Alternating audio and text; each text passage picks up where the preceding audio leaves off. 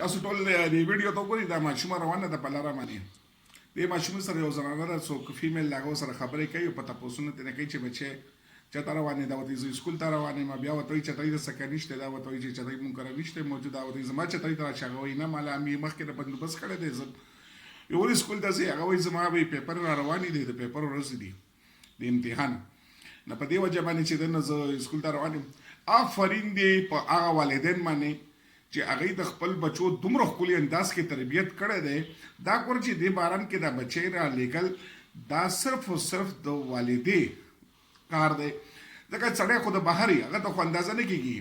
دا د میندو کار دی چې بچي چې کوم دی هغه مکمل طریقې سره هغوی صفایي سوترایي او د موسمي اثراتو نه محفوظ ساتلو دپاره مکمل بندوبست وکړي ولا او سکول ته یې رالیږي. یعنې مونږ اکثر په دې معاشره کې نوټ کړی چې معمولي احساس کې باران ماران ولګي نو ماشومان سکول ته نه راځي. نو حساس والدین چې هغوی خپل بچو خیال ساتي او انشاءالله تعالی دکه بچی چې کومه ده دا زموږ د مستقبل یا ډاکټره ده یا پایلټه ده یا ښه یو پوسټ یو عهدې باندې به انشاءالله تعالی ژوند وخېري.